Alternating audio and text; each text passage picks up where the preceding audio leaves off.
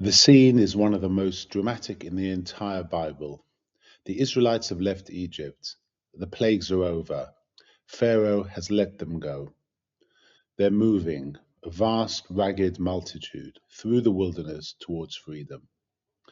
And then Pharaoh changes his mind. He harnesses his chariots and takes his army with him. 600 chosen chariots and all the other chariots of Egypt. They pursue, they catch up. And the Israelites look back and see the Egyptian army coming after them, horses and chariots, and horsemen and soldiers, and the sea is in front of them. They're trapped. The people cry out to Moses, "Was it because there were no graves in Egypt that you took us into the desert to die? What have you done to us by bringing us out of Egypt? We told you in Egypt, leave us alone, let us serve the Egyptians. It would have been better to serve them than to die in the desert." And Moses says one of the bravest things in the Bible: do not be afraid. Stand firm, and you will see the deliverance the Lord will bring you today. The Lord will fight for you, and you need only to be still. And then God says to Moses, "Why are you crying out to me? Tell the Israelites to move on. Raise your staff and stretch out your hand over the sea to divide it." Moses stretches out his hand. A strong east wind blows all night, and the sea is divided. The Israelites walk through on dry ground, with a wall of water on their right and on their left. The Egyptians pursue them into the sea. The water returns. The entire army of Pharaoh is drowned. And then on the other shore, Moses and the Israelites sing. Today we read this with Carl Jung, for whom the crossing of water is one of the most fundamental symbols of the psychology of transformation. Water, in Jung's symbolic vocabulary, is the unconscious. This is one of the most consistent and most cross-culturally documented observations across myth and dream and fairy tale and religious narrative from every part of the world. Bodies of water, seas, rivers, lakes, and the primal deep represent the unconscious, the vast, formless, potentially overwhelming domain that underlies the structured world of conscious life. And the crossing of water, the passage through or over a body of water that stands between where you are and where you need to be, is, in Jung's reading, the symbol of a particular type of threshold experience. The kind of transformation that cannot happen gradually, that cannot be managed or planned, that requires the person to commit entirely to a passage from which there is no partial retreat.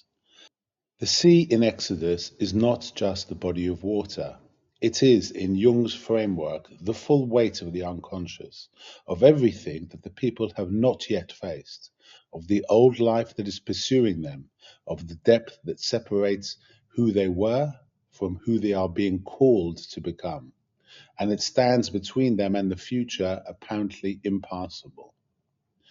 The structure of the crossing is psychologically precise. First, there is the crisis, the army behind, the sea in front, the impossible choice. The people immediately regress. They want to go back to Egypt. Slavery was better than this. At least in Egypt, they knew what they were. The confrontation with the impossible threshold produces, as it almost always does, the pull back towards the familiar. This is the structure Jung observed again and again in the therapeutic process. At the moment of genuine transformation, when the person is genuinely at the threshold of becoming something new, the pullback is at its strongest, because the old way, however constricting, was known. The new way is unknown, and the crossing looks dangerous and possibly fatal. Moses says, "Be still, do not be afraid, stand firm." This instruction, "be still," is perhaps the most counterintuitive possible response to an army bearing down on you. But it is exactly what Jung would prescribe at the threshold. Because the threshold cannot be crossed by force, it cannot be argued with or outrun. It must be stood before in stillness until something opens that was not open before. Moses stands before the sea and stretches out his hand, and the wind blows. Note that it takes all night.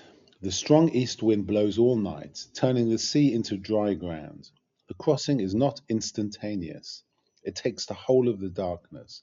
The transformation happens in the night while the people wait. Jung wrote extensively about what he called the night sea journey, a concept he drew from the world's mythologies, from the stories of heroes who are swallowed by a great fish or who sail across a dark sea to reach an unknown shore.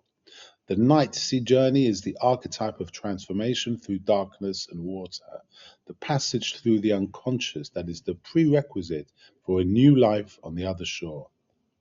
The Israelites crossing partakes of this archetype in a remarkably direct way. They enter the darkness, a pillar of fire gives them light, but it stands between them and the Egyptians, so they are moving through darkness towards light. They walk between walls of water, the unconscious held back on both sides, the potential flooding held at bay not by their own strength, but by the outstretched hand of Moses. They are walking through the very midst of what could drown them, protected by something that is not their doing. And behind them, what they are leaving is drowned. The old life, the old identity, the old master, the Pharaoh, the Egypt, the slavery is swallowed by the very waters they have passed through. The unconscious destroys what they were becoming free from. This is the structure of the most significant transformations. You cannot carry the old life through the threshold with you. It drowns in the crossing, not because you killed it, but because it pursued you into waters. It could not navigate, and what had power over you in the old world has no power in the new one. The song that follows, Exodus 15, the Song of the Sea, is one of the oldest poems in the Hebrew Bible. Scholars date it amongst the earliest literary material in the entire text. It begins, I will sing to the Lord, for he has triumphed gloriously. Horse and rider he has thrown into the sea. And Miriam, Moses' sister, the woman who had watched the infant Moses float downstream in a basket, who had arranged for their mother to be brought as his nurse, Miriam takes a tambourine and leads the women in dance and song. Jung would notice that Miriam dances. The response to the crossing of the threshold, in Jung's framework, is not simply relief. It is joy of a particular kind, the joy that arises from the recognition that the impossible has been accomplished, that what stood between the person and their future has been passed, that the self is on the other shore and the old pursuing life is behind it, drowned. The dance and the tambourine are the body's response to transformation. You cannot cross the Red Sea and arrive on the other side unchanged. Something that was in you, something constricted, something enslaved, has passed through the water and come out different. I also want to say something about the walls of water on either side, because I think it is the most psychologically precise image of the whole passage. The people walk between walls of water. The unconscious is on both sides of them, not eliminated, not reduced, but held back. Passable only because it is, in this moment, in this configuration, held. The people are not walking on the unconscious's dry floor because the unconscious has become safe or manageable. They are walking on it because something, Moshe's hand, the divine command, is holding it in a configuration that makes passage possible. Jung would say this is the experience of the transcendent function. The transcendent function is his name for the capacity of the psyche to hold opposites in suspension long enough for a new possibility to emerge between them. It is not the resolution of the tension, not the elimination of the sea. It is the moment when the tension is held in configuration that opens a way through the middle of it. The walls of water on either side are the held tension. The dry ground between them is the transcendent function's gift, and you have to walk through it quickly because it will not be held forever. On the other shore, the people are not the people who entered the sea. They cannot be. What they have done to and for and through them is not reversible. They cannot uncross the sea. They cannot undrown the army. They stand on the far shore of everything they were. And Miriam dances, and Moses sings, and the wilderness begins.